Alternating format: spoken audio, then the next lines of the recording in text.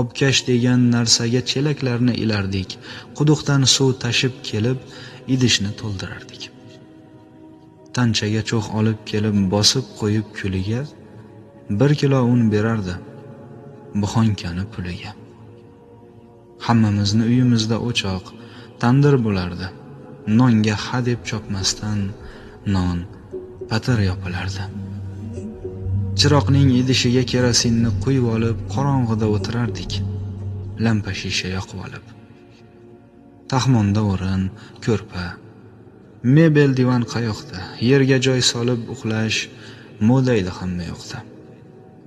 O'zbeklar qiz uzatsa 10 ta ko'rpa qilardi, ammo buvi, xolalar yotib qolgan borardi. Televizor deganlari boynikida bo'lardi, kino boshlanib qolsa mahalla jam ko'rardi. Qozonda suv